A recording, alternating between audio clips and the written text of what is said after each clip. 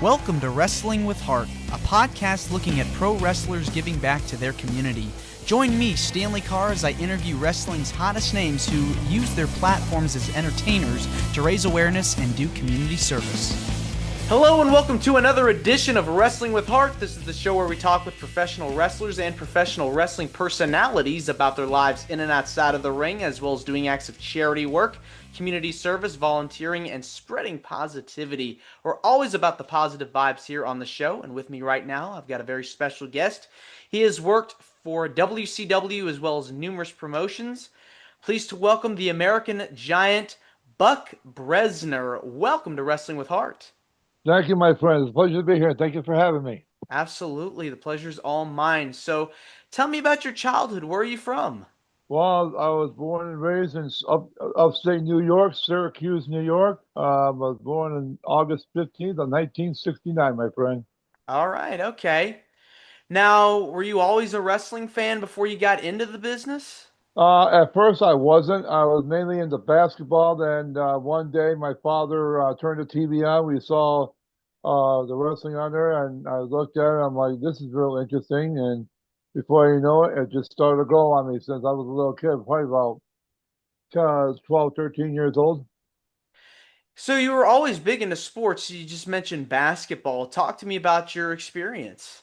Well, I started playing when I was a kid in middle school, and I made the team throughout my middle school career and through my junior high career. And when I got to the high school level, I tried out for the JV squad. And at that point, I made the first two cuts, and on the third cut, I got cut from the squad, and that really, really devastated me. And I took one of those large garbage cans. I shot it against a locker in the locker room. And a friend of mine came in and talked to me one-on-one in private about it. And before you know it, everybody did not like it. And the next day, I got approached by a wrestling coach back in high school, and he introduced me to amateur wrestling. And he says, I can help you get to the professional wrestling level. I said, yeah, right. And before you know it, he said he went to college, Ithaca College rather, with one of the guys who used to work with back then the World Wrestling Federation. And I told him, I said, yeah, right. Because I thought he was with me at first. I go, who is he? He says he's really good friends with the late Gorilla Monsoon. And when you see him at the arena doing the TV tapings, you tell him I said hello. And I saw Gorilla. He acknowledged that he did know him. The next day, you know it, the next day I went back to school, he snapped his fingers. He goes, told you. And word got back to him quick that I saw Gorilla. How? I don't know, brother. I said, okay, I'm ready to be trained as a wrestler. So that's exactly what I did. That's amazing. Ever since then, it was in my blood, ready to go. And things started falling into place after that. Well, they say when one door closes, another one opens. You seem like you've been involved with athletics since childhood, and Yes. you'd mentioned you got into wrestling such an early age. Who are some of the people you enjoyed watching growing up? Well, first of all, would have been Andre the Giant for one. I also love watching the Superfly Jimmy Snuka, Bob Backlund, the Magnificent Morocco, Black Jack Mulligan. Um, let's see, the Wild Samoans, Alpha and Sika. They used to, I believe you, brother, when I first started watching them, they used to scare the hell out of me. Mm, And, and the very first I time imagine. I ever watched it was back in spring of '78. My dad and I used to watch it from Madison Square Garden. It was Andre and Tito Santana scoring off against the Valiant Brothers, Handsome Jimmy and his brother Jerry. And my dad used to hate the Valiant Brothers. And I used to too. You know, every time I get upset with them, I just throw my pillow at the TV and say, "You guys, you're cheating, brother." And before you know it, the match was over. Andre and Tito got the victor. I mean, it's that passion, when you see something you're not happy with, you just, you get frustrated inside, and just it's one of the cool things about being a fan is you're into these characters and Yes, you're so involved with it. So when you got into the business, it's a whole nother animal onto itself because you're training, you're putting the reps in, you're seeing firsthand how tough it is. But having that athletic background doing basketball and amateur wrestling, I'm sure that helped prepare you for the ranks of pro wrestling. No, actually, it did, and I'll tell you why. When I graduated from high school, I kept on playing basketball as a workout, to keep my cardio up and all that. And ever since then, back in December of 1990, I went to college to get my hotel degree, and that's when I first met the Nasty Boys, Brian Knobs and Jerry Sags. They first came in, and they wrestled the Bushwhackers, if I remember right. I can't remember. That was several years ago. I was like, man. So I Yeah. talked to Knobs about several things, and he basically gave me the rundown, and he asked me who I was going to be trained by, and I forgot about that part of it. While I was back in high school, before I forget, a friend of mine who I grew up with, his mom and dad was good friends with Mike Rotundo, and I met Mike through another Syracuse University wrestling coach at the time. His name is Gene Mills, and I met Mike through him. And Mike gave him a letter to a friend of mine's mom, and I got the letter that day. He goes, "I want you to call the destroyer Dick Fire, the late destroyer." And I'm like, "What the heck is this all about?" And I called him. He goes, "Buck, I understand you want to get into the business." I said, "Yes, sir." He goes, Mike Rotundo referred you to me. I'll be honest with you. I just retired from the business. I'm going to refer your file to another gentleman in Tampa, Florida. He says, "Have you ever heard a gentleman by the name of the great Malenko, Boris Malenko?" I said, "No, I haven't even heard of him." And he asked me, he goes, "You know who Gordon Soley is, right?" I said, "Yes." He goes, "I'll tell you what, I'm going to refer your file to him.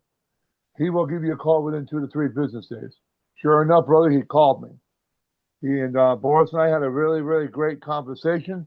He says, "If you can get down here, I want to send you over to Japan with Mr. Perfect, Big Boss Man, all that guys to get yourself an experience." Well, it didn't quite work out that way because I couldn't get my passport in time. And before you know it, ever since I started Malenko's camp, man, I tried the whole athletic field changed for me. I loved it. I enjoyed it. What were some things that you learned at the Malenko camp you took away and still apply to today? Well, I took away the technical wrestling stuff because some of it I was able to do, but a lot of it I was not because of my body frame. But I did learn a lot of big man stuff, like how Hulk Hogan, all these guys, the big guys.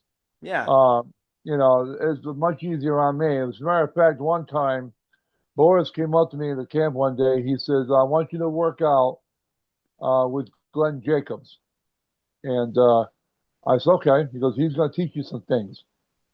Glenn is a great guy to work with, and we had a great match together. He taught me a lot of things that I would never even thought about. And he took his time. Now, this is shortly before he went to the WWE. And Glenn taught me a lot of things, and he says I'm going to be doing just fine. And so I had my very first match at the Tampa Sportatorium about 3 months after that, I think it was. Brother, I went to the top rope, dropped the elbow on one of the guys' shoulder blade. Boris Malenko comes up to me. He goes, "If you ever do that again, I will fire you right on the spot." Boris was very serious, as serious can be. And he said, "You're too big for the technicals. I'm teaching you to be a giant, giant size." And that's exactly what I did. Never did it again. Ever since then, things started to work out for me really well. And today, it continues to do so today. Yeah, when you're I mean, for a guy that's huge, 7 foot tall, you have to work a certain style, just like the Yes, cruiserweights have to work a certain style, and you have to really adapt because you're working with a variety of different opponents. right, right.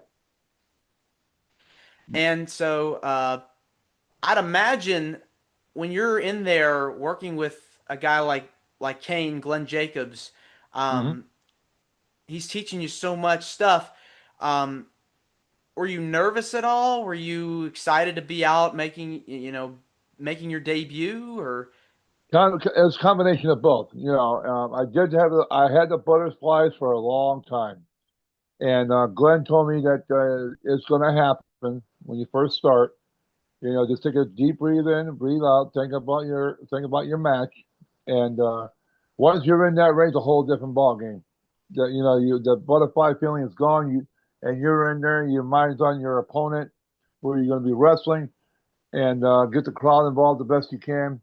And yeah, basically that was it. Really, I mean, I'm used to it now. It's not even funny, and it really really gets my blood going and really really keeps me going. I'm very thankful for that in a good way, by the way.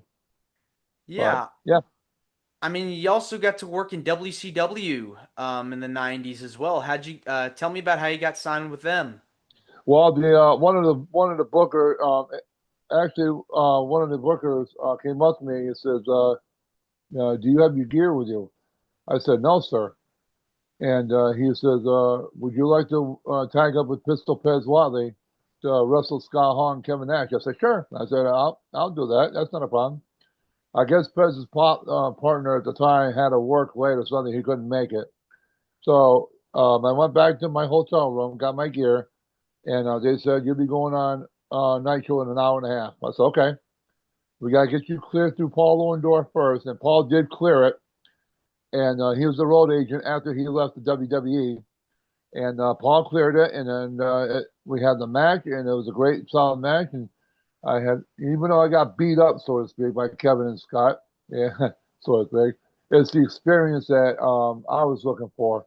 Because you never know where this can take you in today. Exactly. I mean, you getting to be on big time television, Yeah, prime time, getting that spot is a huge deal. And getting to right. work with guys like Kevin Nash and Scott Hall, they're teaching you many tricks and giving you tips about how to work. And I'm sure you learned a lot from them. Oh, yes, I did.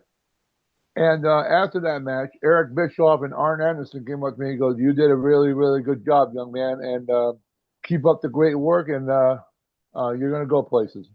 I said, "I appreciate that, sir. Thank you very much." He goes, "No, we thank you." Yeah, so it was great. It's interesting, when you hear about the super heavyweights and the giants in wrestling. There's just so many of them. You got Andre, you've got Big Show, you've got The Undertaker, you've got Kane, and all these different people and the styles that they're working with. It really is incredible to see the differences. And so you've gotten to share the ring with so many people over the course of your career. Who have been some of your favorite opponents that you've got to work with over the years? Well, I wrestled the late genius Lanny Poffo. After he left the Fed, I got a phone call one day, and I just won the heavyweight title for a local organization in Florida called the WPWF. And the booker called me, goes, "Buck, would you be willing to defend the title against genius Lanny Poffo?" I said, "Yeah." I said, "I'll be more than happy to." And Lanny and I had a great match, great scientific match. And this is what really, really touched my heart about this. Lenny, somehow I was knocked out by an opponent, by one of the bad guys. He knocked me out with a chair or something, and Lenny pinned me. He goes, "You know what?" He goes, I can accept the match and everything else, but when it comes to him being cheated out, uh, I will hand over the title back to back. My name back then was the 7 foot Sasquatch. Sasquatch is still the WPWX champion. And before you know it, the following month, him and I had a tag match against those two guys who tried to take me out. And it wasn't really important as his father, the late Angelo Poffo, great man. He was a legend. He was in our corner, and he said, "You did a great job." So we got the victor over the tag match. I gave him the boot. Then he did his flip off the top rope. His maneuver, 1, 2, 3, it was all done. And believe me, brother, that was a really, really great day. I had a great experience with it, and yeah, I enjoyed working wrestling Lanny and tagging up with him. It was great. It was a great experience. Yeah, I love hearing stories about the Paphos because they're Yeah. just so iconic, and being able to have that moment. I mean, it's got to feel good when you're Hmm. sharing the locker room with all these legends and they're giving you advice and they're teaching you, they're working with you. Um, there's no better feeling in the world. And one of the other guys who I enjoyed wrestling, I've been wrestling with a lot of former legends from the WWE or WCW. I had matches with CB Offee, the cousin of Superfly Snuka, the Cuban Assassin Fidel Sierra, Nasty Ned Brady, a whole host of others. And brother, I tell you what, just like Snuka used to say, I'll repeat it again. You got to have respect for each and every individual professional wrestler. But this is where my problem comes in. You cheat, I'm going to try and shut you down as quick as I can. It's that simple. I have a lot of respect for all the wrestlers. They're great. They came out of somewhere, and a lot of the wrestlers are great wrestlers. They're great talent. And the most important match I ever had, and I want to have one more match with him, is indeed the Cuban Assassin. Um, you know, there's something about him that he likes to get in there and mix it up and cheat to win. And I don't go for cheating. No, sir. Great wrestler, great. He's been around a long time. Great athlete, and but the cheating, I got a problem with that, brother. What do you feel like is what do you feel like makes a great wrestler in your opinion?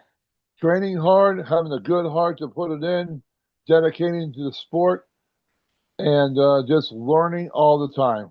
Here I am, 32 years later in the business. I'm still learning things every day. It's the truth. But hard work, dedication, and have a good heart to do it, do it right. And that's what really gets me. Well, let's switch gears and talk about some of the stuff you've done outside of wrestling. I know you've done a lot of charity work, have been involved with so many different causes. What kinds of things have you done over the years to help out in your community?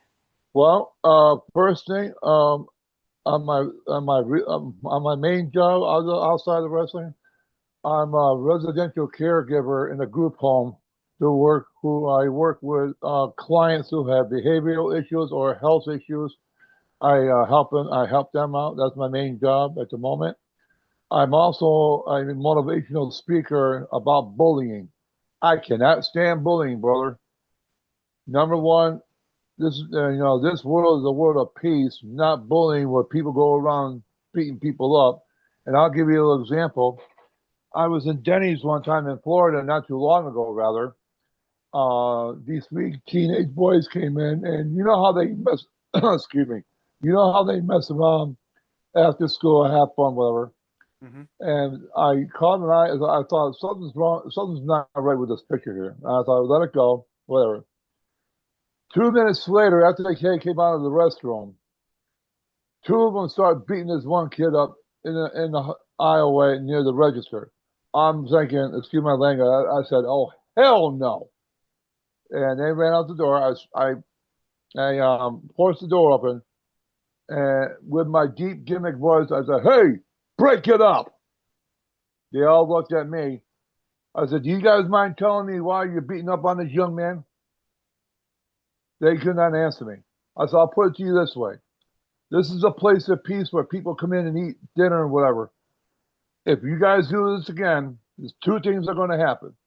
One, you can walk in peace and never see each other again. Or two, I will call law enforcement and have you kids arrested and put you in juvenile.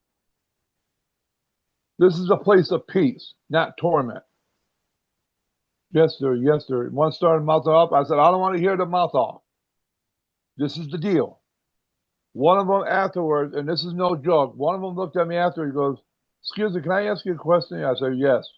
"Are you the American Giant?" I said, "Yes, I am." And before you know it, they went their way. And the one kid looked at me and says, "Thank you very much." I said, "Well," I said, "you're very welcome." I said, "Just be careful who you make friends with. Always be careful." And whether it's that or mentally or even verbal abuse, bullying, that doesn't go very well with me at all. So anytime I try to get bookings to talk about bullying, how it can affect a person, in different schools. So I'm also doing a motivational speaker on that as well. That's one of it, and I'm also a big time church goer, and just try to help people out in the community. It's one of the top things What I a enjoy doing. It's a gift. what a powerful story. I mean, bullying is never okay in any shape or form, and the No, it's fact that not you're able to stand up to them, uh, kudos to you. exactly It's just you just it's hard to see people that are suffering and that are going through something in their life, and right. uh, it's never okay to take it out on others. And it's amazing how you're able to stand up to those guys. And I had this one more motivational speaker in the middle school in what was it Lake? Oh, not Lake one, but Brandon area. All the kids loved it, and all the kids were like asking a bunch of questions. I said, guys, look, God gave you a gift to do anything in life. It may not be wrestling, it could be music, it could be art, it could be teaching. Use that gift. Teach others. That's the most important thing. What I do inside that square circle, it stays there when I'm done until the next round. And that's is just how it is. But other than that, it's just the way it is, man. I said number two, if you see the WWE on TV, I strongly advise you do not try to do these moves on one another. Um, you can either hurt them, and honestly, you're going to possibly kill them, especially backyard wrestling.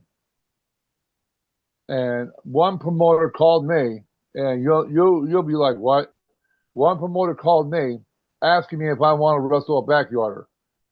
And I'm like, are you kidding me? You're calling a 32-year vet asking me if I want to have a backyard match in the ring and in a major arena? I said no, I refuse. I'll deny it. Well, why not? Two reasons why not. Number one, he's not properly trained, and number two, somebody's going to get hurt. I refuse it. Done. That's not the way it is. Yeah, if they don't like it, sorry, my answer is no. What is it about giving back to the community that gives you the most joy? Them learning and them applying it in their lives, asking questions, how to do things, seeing results. There are people out there who cares about what's being done. There's other people who don't care, and for the ones that don't care, I just continue to pray for them. Hoping that they change their attitude. But for the ones who learn and wants to grow and learn, that touches me personally, and that's a great thing. When you're talking to these people and giving these speeches, I'm sure the kids are inspired by you and what you're telling them, because it's just kindness just goes a long way in life. It really does. My good long friend, um, Mark Merrill, Johnny B. Bad, he has his organization. Mm-hmm. Yep.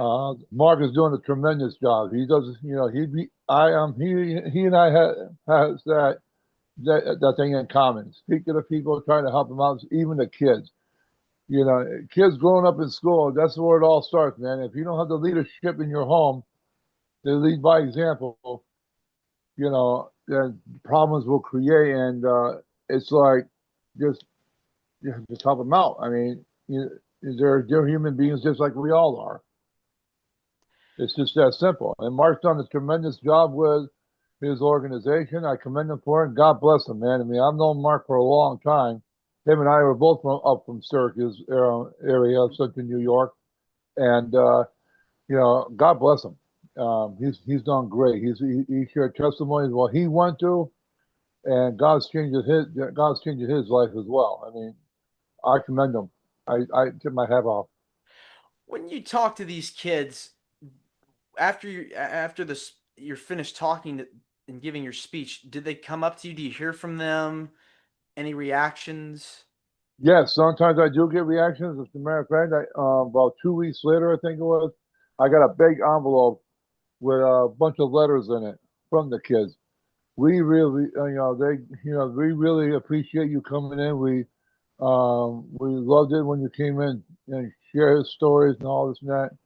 Thank you for helping us, and they received it pretty well from what I understand, and that really really touches me because that means I'm doing the work that's supposed to be done, and if I don't do it, then who's going to do it? I mean, children are the future. They Right. are they are the next generation, and we have to tell them and teach them the right way. Teach them right from wrong, because you could be lost not knowing what to do in certain situations. And so That's true. we gotta get as many people out there to explain why this is not okay. Bullying Eh, is never acceptable. No, it's not. And I finally I told those kids that day, number one thing what I encourage you to do is keep God in your life. Keep him first and foremost. Let him bless you with the gift that he's going to bless you with. And I'm not a preacher or anything, but I'm not going to sit there and sugarcoat the Bible because the Bible is what it is, and it's the truth. It's His word, and our Lord led by example throughout the time He was alive.